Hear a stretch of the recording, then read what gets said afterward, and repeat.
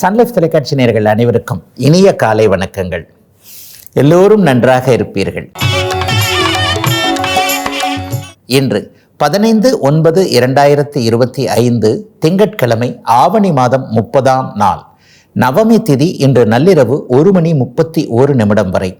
மிருகசீரிடம் நட்சத்திரம் இன்று காலை 7:31 வரை. அதன் பிறகு திருவாதிரை நட்சத்திரம்.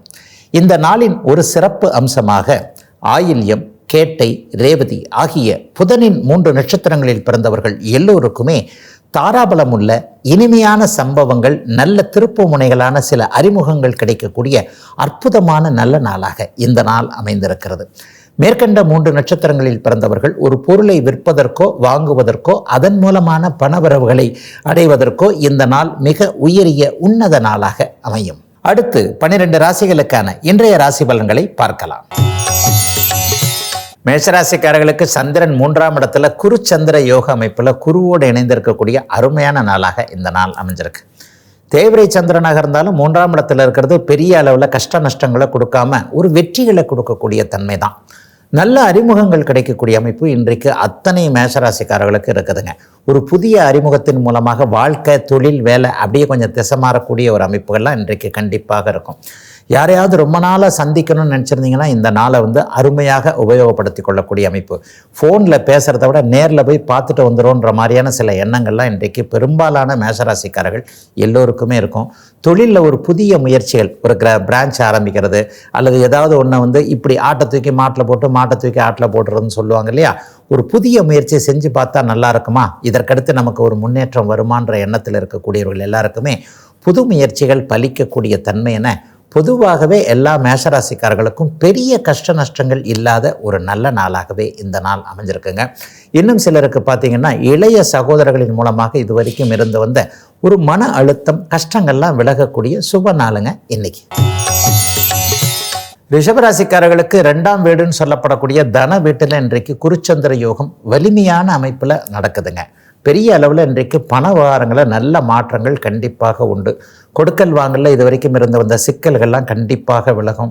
ஒரு தொழில் அமைப்புகள்லாம் கொஞ்சம் வேறு மாதிரி அவசரப்பட்டுட்டோமோ நினச்சிக்கிட்டு இருந்தவங்களுக்கெல்லாம் அப்படிலாம் ஒன்றும் இல்லை. உங்களுக்கு ஒன்றும் தலைக்கு மேலே வெள்ளம் போக போகிறதில்ல, எதையும் நீங்கள் சமாளிக்க முடியும் தான் என்கின்ற மாதிரியான நம்பிக்கையூட்டும் சம்பவங்கள் நடக்கக்கூடிய சுப நாளாக இந்த நாள் அமைஞ்சிருக்கு.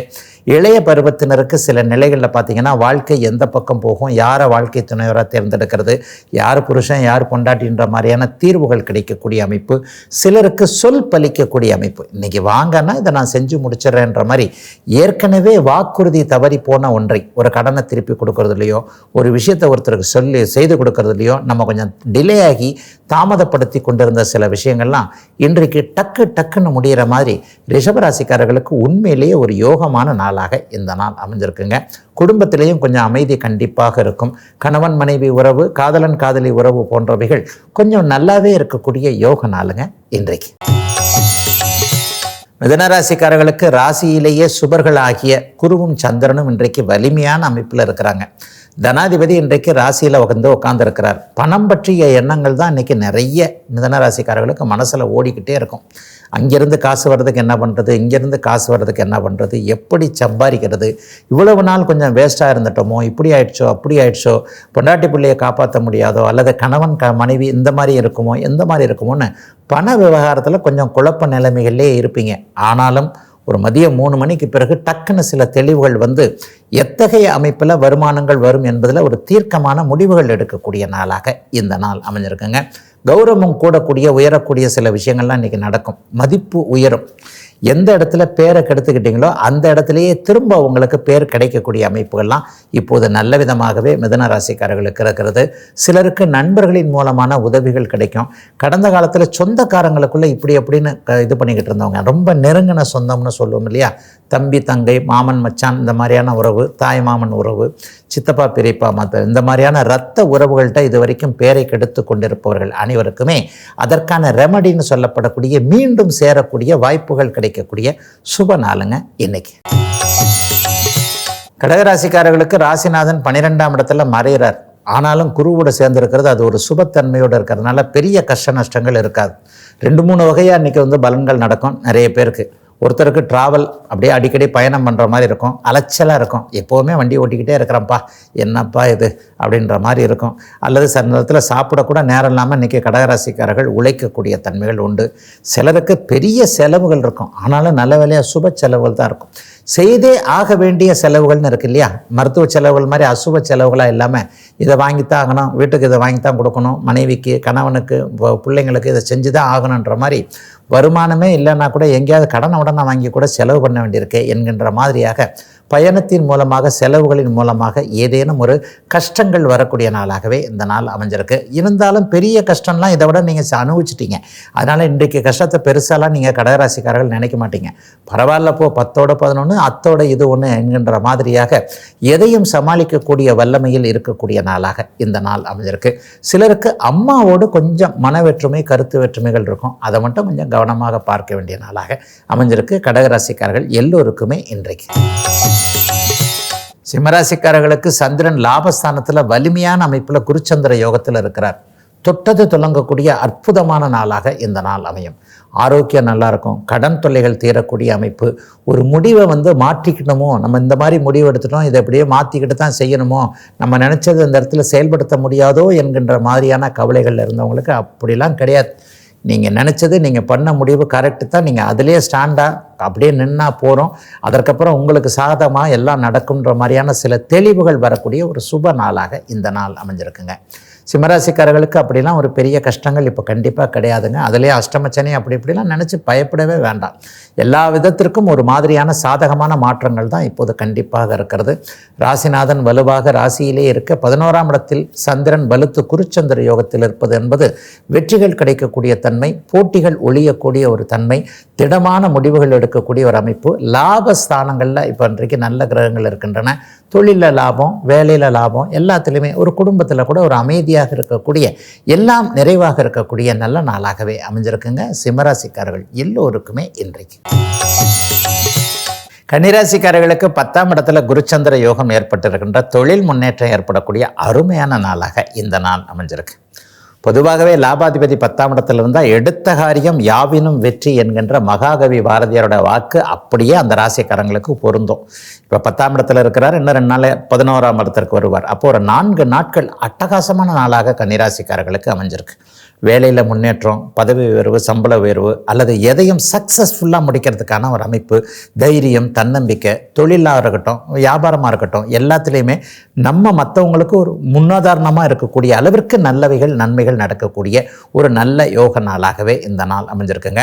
வியாபார பெருமக்களுக்கு உதவியாளர்கள், வேலைக்காரர்கள் நல்ல விதமாக அமையக்கூடிய தன்மைகள் இன்றைக்கு கண்டிப்பாக உண்டு. மாணவ கண்மணிகளுக்கு எந்த இது படித்தா நமக்கு டெவலப்பாக இருக்கும், எதிர்காலத்தில் எந்த துறையில் இருக்கலாம், எங்கே போய் படிக்கலாம் என்பதில் ஒரு தெளிவுகள் வரக்கூடிய அமைப்புகள் இருக்குது. அவரவருடைய வயதிற்கு ஏற்றாற் போல 10ஆம் இடத்தில் இன்றைக்கு குருச்சந்திர யோகம் ஏற்படுவதால் இந்த ஜீவன அமைப்புகளில் இதுவரைக்கும் இருந்து வந்த தடைகள் விலகக்கூடிய ஒரு சுப நாளாக அமைஞ்சிருக்குங்க கன்னிக்கு இன்றைக்கு.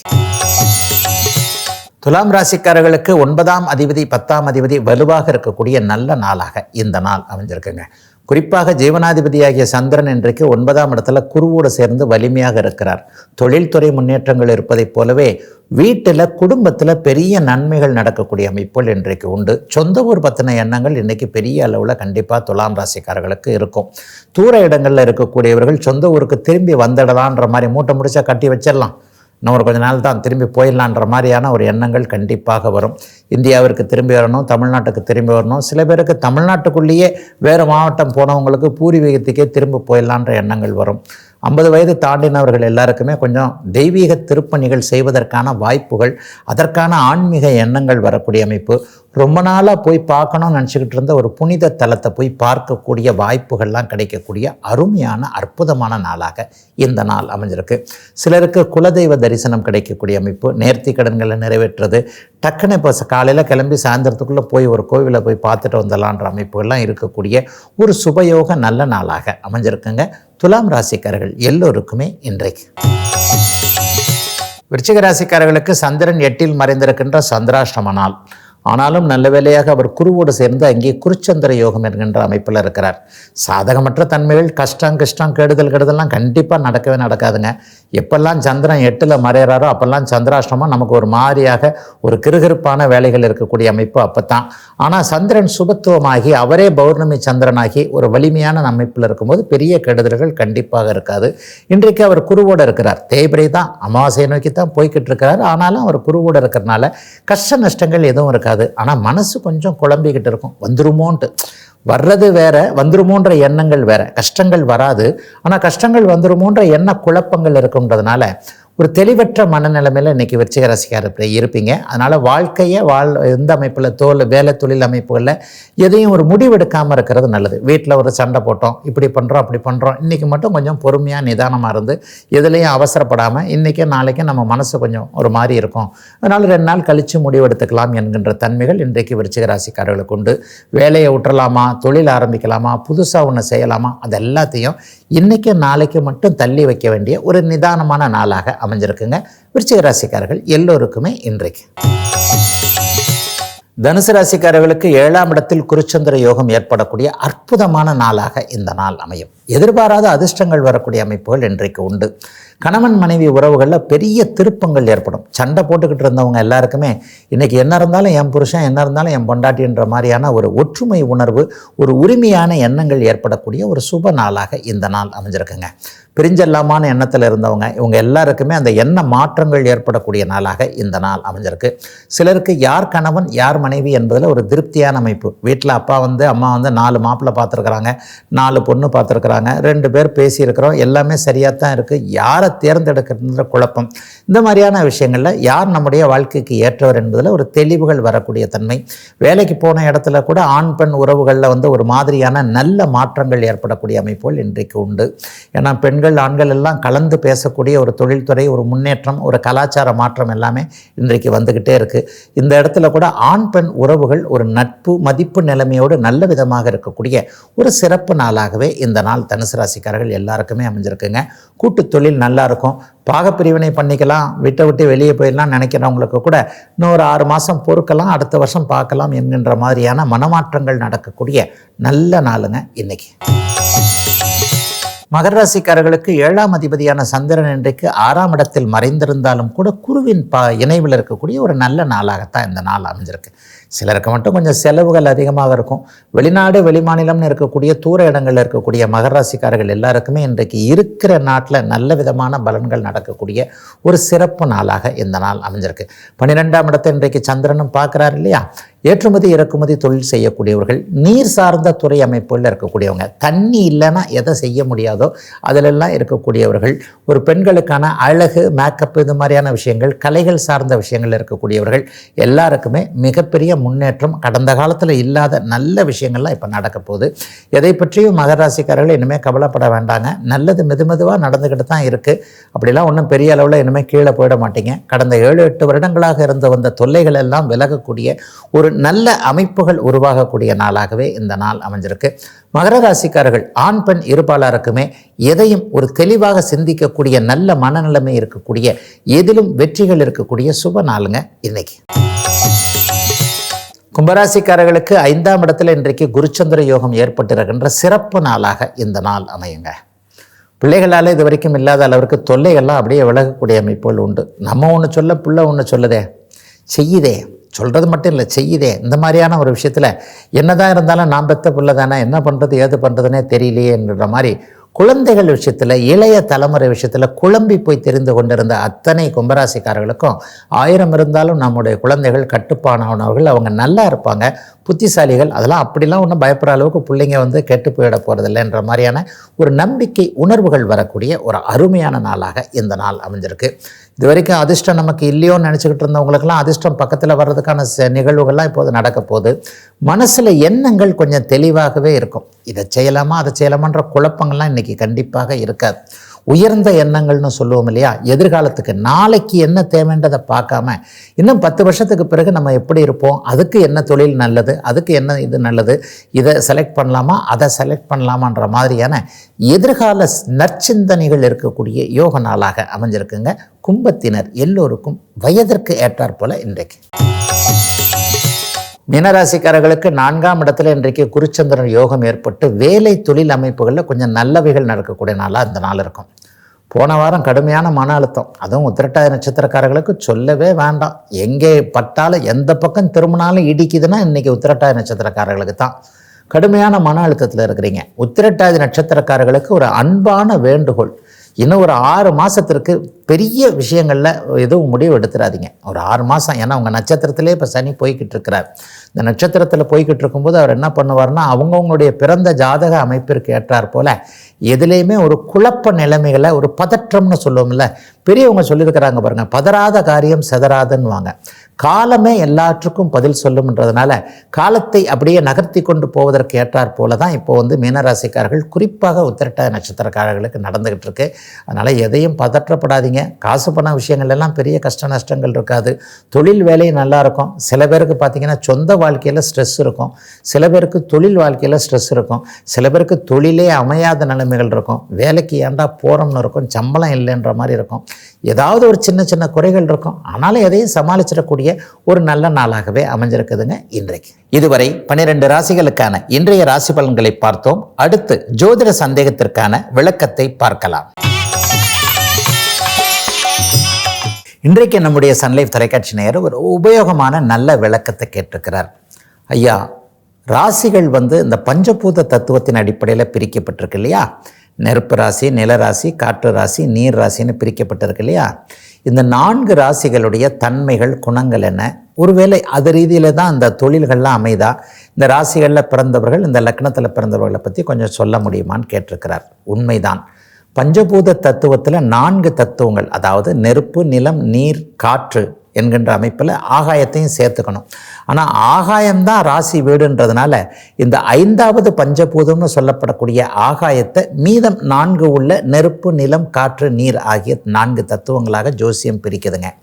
இதில் ஒவ்வொரு ராசிக்கும் சில குணங்கள் இருக்கின்றன என்பது தான் உண்மை. அந்த ராசியில் பிறக்கக்கூடியவர்கள், அந்த லக்னத்தில் பிறக்கக்கூடியவர்கள் அதன் அடிப்படையில் இருப்பாங்க. பட் இது ரொம்ப பெரிய காம்பினேஷன்கள் அடங்கிய ஒன்று. இந்த வாரத்தில் இன்றையிலிருந்து 4 நாட்களுக்குள்ள அந்த 4 ராசிகளை பற்றியும் நம்ம பார்க்கலாம். நெருப்பு ராசிகள்னு சொல்லப்படக்கூடியது 3, அதாவது 12 ராசிகளை 4 பிரிவுகளாக 3 பிரிவுகளாக பிரிச்சிருக்கிறோம். அப்போ நெருப்பு ராசிகள்னா என்ன? காலபுருஷனுடைய முதல் வீடுன்னு சொல்லப்படக்கூடிய, அந்த காலபுருஷனுடைய முதல் வீடுன்னு பயந்துட வேண்டாம். 12 ராசியில் முதல் ராசின்றதை நாங்கள் கொஞ்சம் ஜோடனையாக சொல்கிறோம், அவ்வளோதான். ஒரு ஜோடியாக்குன்னு சொல்லப்படக்கூடிய அந்த 12 ராசி வட்டத்தை நாங்கள் கால புருஷனாக, காலம் என்கின்ற மனிதனாக உருவகப்படுத்துகிறோம். எல்லாத்தையுமே நம்ம மனுஷனாக வச்சு தானே, நம்ம வாழ்க்கையை வச்சு தானே, நம்ம வாழ்க்கைக்காக தானே ஜோதிடம். அப்போ ஒரு மனிதனாக உருவகப்படுத்தப்படக்கூடிய ஒரு காலபுருஷ தத்துவத்தின் அடிப்படையில் இருக்கக்கூடிய முதல் ராசியிலான மேஷம். நெருப்பு இல்லாமல் எதுவும் இல்லைங்களே, பெரிய நெருப்பில் தானே நம்ம எல்லாருமே வந்தோம். பிக் பேங் எனப்படுகின்ற ஒரு பெரு வெடிப்பு, பெரிய வெப்பத்தின் மூலமாகத்தான் இந்த பிரபஞ்சமே உண்டாச்சு அப்படிங்கிறத தான் இன்றைக்கு நம்ம உணர்ந்திருக்கிறோம். ஆக காலபுருஷ தத்துவத்தின் அடிப்படையில் முதல் ராசியான மேஷ ராசியே நெருப்பு ராசிங்க. முதல் ராசியும் அதனை அடுத்து வரக்கூடிய திரிகோண ராசிகள்னு சொல்லப்படக்கூடிய சிம்ம ராசியும் தனுசு ராசியும், மேஷம், சிம்மம், தனுசு ஆகிய இந்த 3 ராசிகள் நெருப்பு ராசிகள்னு நாங்கள் சொல்லுவோம். இதற்குள்ளேயும் சரம், ஸ்திரம், உபயம்னு நாங்கள் பிரிச்சிருக்கிறோம். அது இன்னொரு மாதிரியான ஒரு அமைப்பு. கொஞ்சம் அப்படியே ஒரு மாதிரி ஜோதிடத்தை புரிய புரிய புரிய நல்ல விதமாகவே எல்லாமே புரிஞ்சிருங்க. நெருப்பு ராசினா என்ன? சில பேரை பார்த்தோன்னு சொல்லுவாங்க, அவர் ஃபயர்ப்பா அப்படின்னு சொல்லுவாங்க இல்லையா? ஃபயராக இருக்கிறாருன்னா என்ன அர்த்தம்னா, துருன்னு இருக்கிறாரு, அப்படியே எல்லாத்தையும் டக்குன்னு முடிக்கிறாருன்னு சொல்லுவோம் இல்லையா? அப்போ அந்த ஃபயர்ன்றதை இந்த இடத்துல நீங்கள் கம்பைன் பண்ணிக்கலாம்.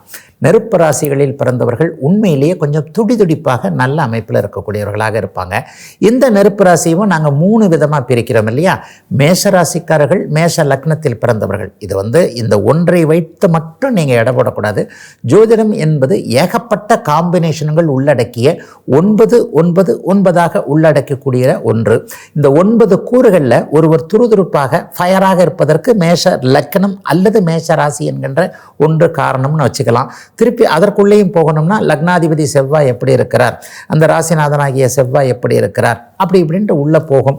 ஆக ஒவ்வொன்றாக இது ஒரு காம்பினேஷன். நெருப்பு ராசிகளில் பிறந்தவர்கள் சுறுசுறுப்பாக இருப்பார்கள் என்பது ஒரு காம்பினேஷன். நெருப்பு சார்ந்த தொழில் அமைப்புகளோடு அவர் தொடர்பு கொண்டவர்களாக இருப்பார்கள் என்பது ஒரு காம்பினேஷன். அதற்கடுத்து லக்னம் ராசியான்னு பார்க்கணும். ஆக மேஷ ராசி செவ்வாயினுடைய ராசி என்பதால் இவர்களில் பிறந்தவர்கள் துருதுருப்பாக இருக்கக்கூடிய தன்மைகள் உண்டு. அதற்கடுத்து சிம்ம ராசியை நிலைத்த ராசின்னு சொல்லுவோம், ஸ்திர ராசின்னு சொல்லுவோம். மேஷம் சர வீடு, ஓடிக்கொண்டே இருக்கக்கூடிய வீடு.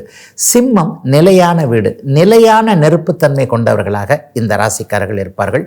அடுத்து உபய வீடான தனுசு ராசியை சொல்லும் பொழுது ஓடிக்கொண்டும் இயங்கிக் கொண்டும், அதாவது நின்றும் ஓடியும் சொல்லிட்டு பெண்டுலம் பாருங்க, அப்படியே போய்கிட்டு இப்படி வந்துக்கிட்டு இருக்குல்ல, எந்த நேரமும் ஓடிக்கொண்டே இருக்கிறது. டக்குன்னு நிற்கக்கூடிய அமைப்புன்னு கொஞ்சம் இயங்கி கொண்டும் நின்றிருக்கக்கூடிய இரண்டும் கலந்த அமைப்பை நாங்கள் உபயம்னு சொல்லுவோம். அந்த தனுசு ராசிக்காரர்கள் அத்தகைய தன்மையோடு இருப்பார்கள். ஆகவே நெருப்பு ராசிகளில் பிறந்தவர்கள் டக்குன்னு எதற்கும் ஒரு சோம்பல் கும்பல் ஆயிடாமல் இயங்கி கொண்டே இருக்கக்கூடிய சுறுசுறுப்பாக இருக்கக்கூடியவர்களாக இருப்பார்கள் என்பது அதனுடைய குணமாக இருக்கும். நாளைக்கு நில ராசியில் பிறந்தவங்க எப்படிப்பட்ட தன்மையில் இருப்பாங்கன்றதை விளக்கலாம். இதுவரை 12 ராசிகளுக்கான இன்றைய ராசி பலன்களையும் ஜோதிட சந்தேகத்திற்கான விளக்கத்தையும் பார்த்தோம். மீண்டும் நாளை காலை இதே ராசி பலன் பகுதியில் உங்களை சந்திக்கும் வரை உங்களிடமிருந்து விடைபெற்றுக் கொள்வது உங்கள் ஜோதிடர் ஆதித்ய குருஜி.